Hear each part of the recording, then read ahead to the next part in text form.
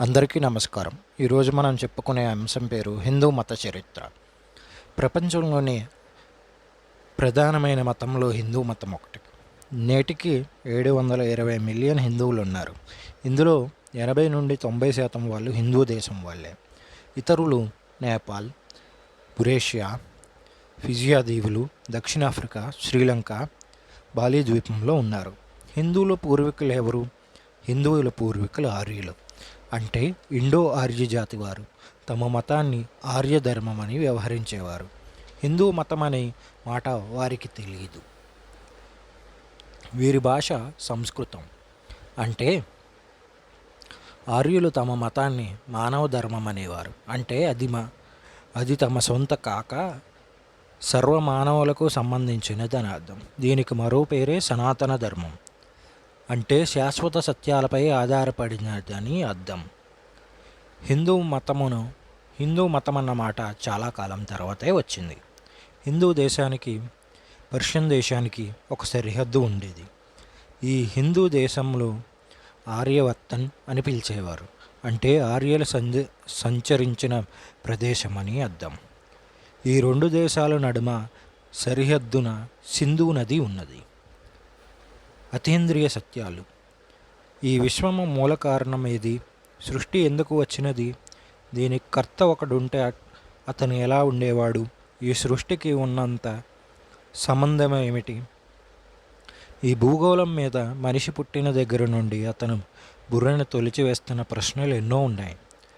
మహామేధావులు కూడా వీటికి సరైన సమాధానం చెప్పలేదు. ఒకవేళ చెప్పినా అవి ప్రత్యక్షమే కానీ పరోక్షం కావు. కానీ కొంతమంది జ్ఞానులు, యోగులు తమ శుద్ధ మనసుతో చూసి కొన్ని సమాధానం కనుక్కుని మనకు అందించారు.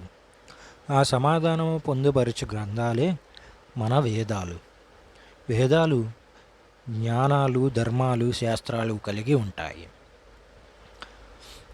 అపరిశుద్ధ మనసు ఎంత తెలివితేటలున్నా అది చాలా పరిమితమైనది. అంతే కొంతే గ్రహించగలదు. ఇంకా చెప్పాలంటే దానికి గ్రహించే శక్తి చాలా తక్కువ ఉంటుంది.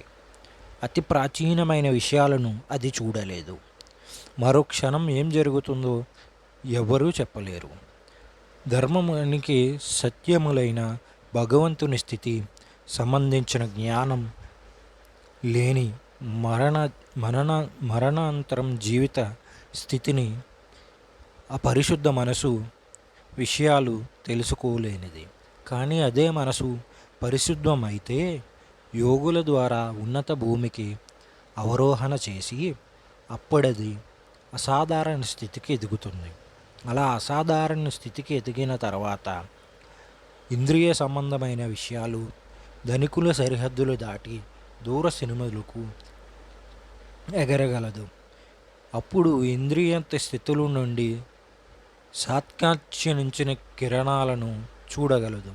అప్పుడు మనసుకు సర్వజ్ఞానమైనది త్రిలోక రహస్యాలను గుర్తించగలదు. దీనికి సాయం ఆ యోగా. ఆత్మ, పరమాత్మ, సృష్టికి సంబంధించిన జ్ఞానం ప్రకాశాలన్నీ ఆ మనసు గ్రహించగలదు. స్థాపికులు. హిందూ మత ప్రవర్తకులు ఎవరు అని మనం ప్రశ్న వేస్తే మనకు వచ్చే జవాబు ఎవరూ లేరు. ఇదే హిందూ మత ప్రత్యేకత. స్థాపికులు లేని మతమా? ఎలా సంభవం? ఇది ఆశ్చర్యం కదా. ప్రాచీన వేదిక ఋషులు అతీంద్రియ సత్యము, ధర్మము, జ్ఞానము ఈ మతములో ఉన్నాయి. ఆ ఋషులెవరో ఎవరికీ తెలియదు. వారి పేర్లు కూడా గుప్తంగానే ఉండిపోయాయి. ఎందుకంటే ఆ సత్యాలే నిత్యాలు కనుక. తాము సృష్టించినవి కావు. న్యూటన్ కనిపెట్టక ముందే పూర్వమే భూమాకర్షణ శక్తి ఉన్నట్లే ఈ నిత్యము సత్యాలు ఆ భగవంతునికే మూలము. అక్కడ నుండే అన్నీ బహిర్గమితమవుతాయి. సృష్టికి సర్వానికి అదే బీజం. హిందూ మతానికి మూల ప్రవర్తకులు లేకపోవడం వలన అది ఇతర మతాల కంటే ఒక మెట్టు ముందుగానే ఉంది.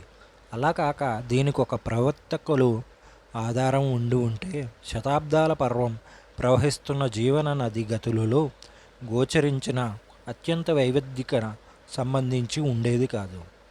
ఎందరో మహానుభావులు, అవతార పురుషులు, యోగులు సిద్ధులు శతాబ్దాల చరిత్రను అవతరించి వారు నిర్మాణ పాత్రలు పోషించారు. తమ బోధములలో హిందూ మతం పూర్ణ ప్రతిష్టన చేశారు. ఏ ప్రాచీన మతమైన పాత ఇంటి అటక వంటిది. దీన్ని తరచుగా శుభ్రం చేయకపోతే దీని నిండా దుమ్ము ధూళి బూజు పట్టి పనికి రాకుండా పోతుంది. అలాగే మతం కూడా దేశ కాల గమనాల పరిశుభ్రం చేయకపోతే పనికిరాకపోతుంది. అదృష్టవశాత్తు హిందూ మతానికి ఆ గతి పట్టలేదు. ఎందుకంటే వివిధ కాలాల్లో మహాత్ములు జన్మించి పునర్దర్శించి నిత్యము ప్రవహించే ప్రముత్వ గంగానది హిందూ మతాన్ని చెక్కు చెదరనివ్వకుండా ఎందరో మహాత్మాలు తన జీవిత అనంతరం దీన్ని పాటించారు. ఇది హిందూ మత చరిత్ర. అందరికీ ధన్యవాదాలు.